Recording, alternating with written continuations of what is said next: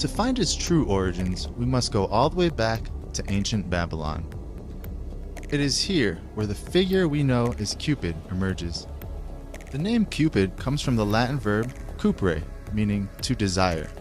Cupid was the son of Venus, the Roman goddess of beauty and love. Originally known as Tammuz and Ishtar, this mother and son couple are the progenitors of all pagan religions on earth today.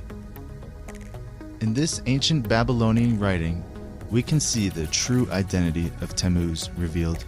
Quote, "The little demons and the great demons cried aloud. Demons and their companions cried aloud. Our heroic Lord, he who was seized away, forsake us not. Tammuz, our Lord, was seized away, forsake us not." End quote. Yes, you heard that correctly. Tammuz is being referred to as the Lord of Demons. In this 1914 book entitled Tammuz and Ishtar, the author S. Langdon gives us more detail about the true identity of Tammuz. Quote, "The litanies and the theological lists refer to Tammuz by a title which occurs as frequently as any other, and which I have reserved for a separate treatment. For in this title we have evidence that this deity was connected with serpent worship. It is true that this connection is to be regarded as prehistoric and one which was forgotten in the age when our sources begin. For not only is Tammuz called the Great Serpent Dragon, but the same title is more than once applied to the mother goddess herself. The title in Sumerian is God, a name which is regarded by the theologians apparently as the most important of all the titles of Tammuz. The name should mean the Great Serpent of Heaven." End quote. The Great Serpent of Heaven. Where have we heard that before? Revelation chapter 12, verse 9. "And the great dragon was cast out, that old serpent called the devil and Satan, which deceiveth the whole world. He was cast out into the earth, and his angels were cast out with him." Mythology describes Tammuz as having both a cruel and a happy personality. He would use his invisible arrows tipped with gold to strike unsuspecting men and women, causing them to fall in love. He did not do this for their benefit, but to drive them crazy with intense passion and to make their lives miserable and laugh at the results. Famously, Tammuz used the love arrow on his own mother, causing her to fall madly in love with him. Mother and son got married, and the story of Cupid was born. Quote, "In Babylonian religion, the earth goddess was regarded as the mother and wife of Tammuz. That the son should be also the lover of the goddess is explained on the assumption that in ancient society, the imperial power descended through the female line. In that case, the heir to a throne is the daughter of a king. To retain a throne, the son of a king must marry his sister, or, failing a sister, his own mother. In the Sumerian myth, we have both circumstances represented. In the Egyptian version, Isis is the sister of her husband Osiris. In Sumer, the original myth represented the mother goddess as the mother of Tammuz." End quote. Now, further down in the story, as Tammuz grows and becomes a man, Tammuz actually marries his mother, and they have a very sexual relationship.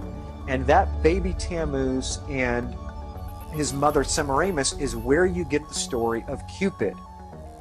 So now that we know where Cupid comes from, let's take a look at Valentine's Day itself. The association between mid-February and romance goes back to a pagan festival known as Lupercalia, likely honoring either Lupa, the she-wolf of Rome who suckled Romulus and Remus, or Faunus, their god of fertility. The festivities began with an animal sacrifice. Then the ritualistic slapping of young women with strips of the animal's skin and blood to bestow fertility for the coming year.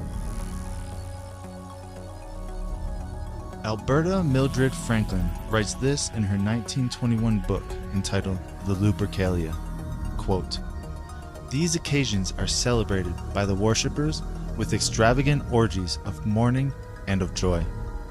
In the death and the resurrection of the deity, the people find assurance of human immortality.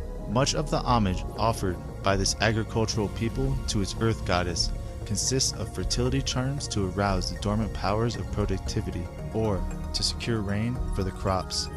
But often the goddess withholds her blessing and sends barrenness, blight, and pestilence upon her people. To avert these destructive forces and to set free all beneficent activities, the devotees resort to strange orgiastic practices.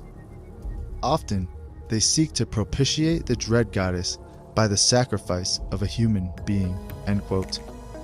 Most people are completely unaware of this link between human sacrifice and Valentine's Day. Let's continue. Pausanias, an ancient Greek geographer and historian, tells us that, quote, "A child was sacrificed, his blood sprinkled upon the altar, and his entrails tasted sacramentally by the priest. Thereupon, say the legends, he who had tasted the entrails was transformed into a werewolf for a period of 9 years." End quote. Werewolves, human sacrifice, incest, and orgies. These are all reasons why we should avoid celebrating Valentine's Day. But we're not done yet. As mentioned, the Romans celebrated Lupercalia to honor the hunter god Lupercus. To the Greeks, from whom the Romans had copied most of their mythology, Lupercus was known as Pan, the god of light. The Phoenicians worshipped the same deity as Baal, the sun god. Baal was one of many names or titles for Nimrod, a mighty hunter, especially of wolves. Defying God, Nimrod was the originator of the Babylonian mystery religions, whose mythologies have been copied by the Egyptians, the Greeks, the Romans, and a multitude of peoples around the world. Under different names or titles: Pan, Lupercus, Saturn, Osiris, Tammuz. Nimrod is the strongman and the hunter-warrior god of the ancients. Now, let's move on to the heart symbol and why we associate it with Valentine's Day and love. The title Baal means Lord or Master, and is mentioned throughout the Bible as the god of the pagans. God warned his people not to worship or even tolerate the ways of Baal. In the ancient Chaldean language, which is the original language of the Babylonians, Baal, which is similar to Baal, meant heart. So there you have it, historical proof that the holiday we know as Valentine's Day is nothing but an ancient ritual repackaged for modern times. In the 5th century,